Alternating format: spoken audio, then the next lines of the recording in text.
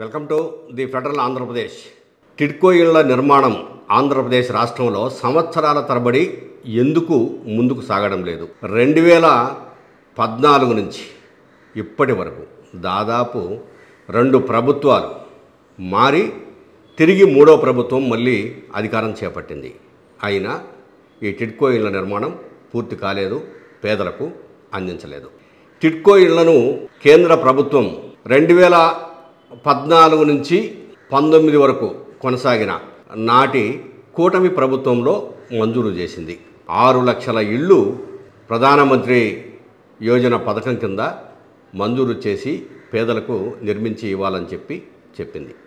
అప్పట్లో తెలుగుదేశం ప్రభుత్వము దాదాపు ఈ ఇళ్ళన్నింటికు మంజూరు చేసింది. అంటే సుమారుగా అప్పట్లో తెలుగుదేశం ప్రభుత్వం 4 లక్షల ఇళ్ల వరకు నిర్మించడానికి మంజూరుకు ఆదేశాలు జారీ చేసింది. ఆ తర్వాత వచ్చిన వైఎస్ఆర్సీపీ ప్రభుత్వం ఈ నిర్మాణాలను 2.5 లక్షల వరకే కుదించింది. కారణం ఏంటంటే అప్పట్లో ఈ కరోనా వచ్చిందని, నిర్మాణ రంగంలో కూలీలు ముందుకు రావడం లేదని, నిధులు లభ్యత కూడా చాలా తక్కువగా ఉందని, అందువల్ల చాలామంది లబ్ధిదారులు కూడా ముందుకు రావడం లేదని, కట్టుకుంటాము మాకు వెంటనే నిర్మించేవ్వండి అని ఎవరైతే లబ్ధిదారులు ముందుకు వచ్చారో వాళ్ళ వరకు సెలెక్ట్ చేసేసేసి నిర్మాణాలు ప్రారంభించినట్లు అప్పటి వైఎస్ఆర్సీపీ ప్రభుత్వం చెప్పింది. ఆ తర్వాత 2024లో తిరిగి మళ్ళీ కూటమి ప్రభుత్వం అధికారంలోకి వచ్చింది. ముఖ్యమంత్రిగా చంద్రబాబు నాయుడు అధికారం చేపట్టిన తర్వాత డాక్టర్ పి నారాయణ సంస్థల అధిపతి ఈయన మున్సిపల్ అర్బన్ డెవలప్మెంట్ మంత్రిగా బాధ్యతలు చేపట్టి ఈ టిడ్కో ఇళ్ల నిర్మాణాన్ని ఎలాగైనా వెంటనే పూర్తి చేసి పేదలకు పంపిణీ చేయాలని నిర్ణయించుకున్నారు. అయితే అధికారం చేపట్టినప్పుడు వెంటనే వీళ్ళు చేసిన విమర్శలు ఏంటంటే, ఇప్పుడు తెలుగుదేశం ప్లస్ కూటమి ప్రభుత్వం చేసిన విమర్శలు ఏంటంటే, వైఎస్ఆర్సీపీ ప్రభుత్వం నిర్మాణం పూర్తి కాకముందే వాళ్ళ పార్టీ గుర్తుకు సంబంధించినటువంటి రంగులు వేశారు అని చెప్పేసి విమర్శలు చేశారు. సార్, చాలా వరకు గత ప్రభుత్వంలో ఇల్లు పూర్తి కాలేదు.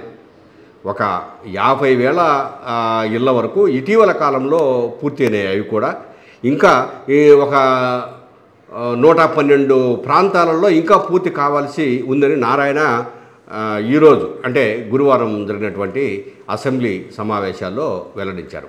అట్లాగనే కాంట్రాక్టర్లకు ఇప్పటి వరకు సుమారుగా 6,000 కోట్ల వరకు ఇంకా బకాయి ఉంది, వాళ్లకు ఇవ్వలేదు. అంటే కట్టడానికి ఎవరు కూడా ముందుకు రావడం లేదు. ఇట్లా పేదలకు 1 లక్ష రూపాయల లోపు మాత్రమే ఆదాయము ఉన్న వాళ్లకు ఇచ్చేటువంటి ఇల్లు ఇది. పైగా ఇది ఎంత, ఒక 400 చదరపు అడుగుల విస్తీర్ణంలో మాత్రమే ఉంటుంది. అంటే ఒక చిన్న బెడ్రూము, ఒక కిచెను, అంతే. తర్వాత లోపలికి పోవడానికి హాలు అంటారు, కానీ హాలు కూడా కాదు, లోపలికి పోవడానికి ముఖద్వారం దగ్గర ప్రదేశం. ఈ చిన్న ఇంటిని కట్టించి ఇవ్వడానికి, అంటే ఒక చిన్న పేదవాడికి ఒక గూడును కట్టించి ఇవ్వడానికి ఈ ప్రభుత్వాలు లేదా రాజకీయ పార్టీలు, ప్రధానంగా తెలుగుదేశం వైఎస్ఆర్సీపీ పార్టీలు ఇన్ని రాజకీయాలు చేసి లబ్ధిదారుల సంఖ్యను విపరీతంగా కుదించి, ప్రధానంగా వైఎస్ఆర్సీపీ ప్రభుత్వం లబ్ధిదారుల సంఖ్యను సుమారు కేంద్ర ప్రభుత్వం శాంక్షన్ చేసినటువంటి 7 లక్షల ఇళ్లను 2.5 లక్షలకు తీసుకొచ్చిందంటే అది దారుణంగానే చెప్పాలి. వైఎస్ఆర్సీపీ ప్రభుత్వ వైఫల్యంగా కూడా చెప్పాలి. ఇక్కడ మనం ఏదో వైఎస్ఆర్సీపీ ప్రభుత్వము చేసింది, ఆ కరోనా వచ్చింది, దానివల్ల ఇట్లయిపోయింది, ఇవన్నీ సెకండరీ. కానీ పేదలకు ఇవ్వాల్సినటువంటి ఇవ్వడంలో నిర్లక్ష్యం ఉంది. ఈరోజు కూడా పూర్తి కాలేదు. 10 సంవత్సరాలైనా కూడా పేదలకు ఇవ్వాల్సినటువంటి ఒక చిన్న గూడును ఇవ్వలేకపోయినాయి ఈ ప్రభుత్వాలు. అంటే 3 ప్రభుత్వాలు మారినా ఇవ్వలేకపోయినాయి. అంటే ఇది చాలా దారుణము, పేదవాళ్ల పట్ల నిర్లక్ష్యము. ఇంకా చెప్పాలంటే పేదలంటే కేవలము ఓట్ల కోసం మాత్రమే పనికొచ్చే వాళ్ళు తప్ప వాళ్ళు ప్రభుత్వానికి కానీ కనీసం వాళ్ళ కుటుంబాలకు కూడా వాళ్ళ పనికిరారు.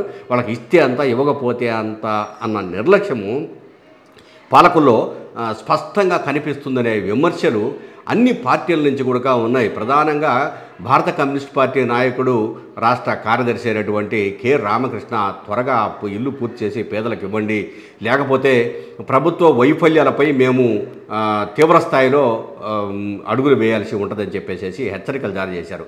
అలాగనే సిపిఎం సెక్రటరీ వి శ్రీనివాసరావు కూడా దీని మీద తీవ్రమైనటువంటి ఆగ్రహం వ్యక్తం చేశారు. నిజానికి హడ్కో అంటే ఆ housing corporation, urban housing corporation వాళ్ళు దీనికి కొంత రుణం కూడా ఇస్తారు. ఈ పేదల నుంచి మళ్ళీ కొంత డబ్బులు కూడా వెనక్కి వసూలు చేస్తారు. ఇలాంటిది వాళ్ళకేదో ఉచితంగా ఇస్తున్నట్లు కంప్లీట్గా మేము నిర్మాణం చేయలేకపోతున్నాము, చాలా కష్టపడుతున్నాము, నానా అవస్థలు పడుతున్నాము అని ఇట్లా ఊరికే లేనిపోని మాటలు చెప్పడం మంచిది కాదు. మనము పట్టణంలో ఏ పట్టణానికి పోయినా శివార్లలో, ఆ పట్టణ శివార్లలో ఒక చిన్న బిల్డింగ్లా కనపడుతుంది. ఏంటి అదంటే అది టిట్కో ఇళ్ళు, అది కట్టేది లేదు, పెట్టేది లేదు, అది అట్నే ఉంటుంది, ఈ పాలకులు అయ్యేది కాదు, పోయేది కాదు అని చెప్పేసి ఎవరిని అడిగినా వాళ్ళ నోటి నుంచి మాట ఇదే వినిపిస్తుంది. ఇంతకంటే దారుణం ఇంకొకటి లేదు. ప్రభుత్వాలు ఆలోచించాలి. పేదవాళ్ళకి ఏదైనా సాయం చేయాలనుకున్నప్పుడు వెంటనే సాయాన్ని అందించే పకడ్బందీ చర్యలు తీసుకోవాలి తప్ప పేదవాడికి ఒక చిన్న గూడును నిర్మించివ్వడంలో ఇన్ని రోజులు ఆలస్యం చేయడం చాలా పెద్ద తప్పు. ఈ తప్పును భవిష్యత్తులో కొనసాగకుండా చూడాలని చెప్పేసి పేదలు కోరుతున్నారు.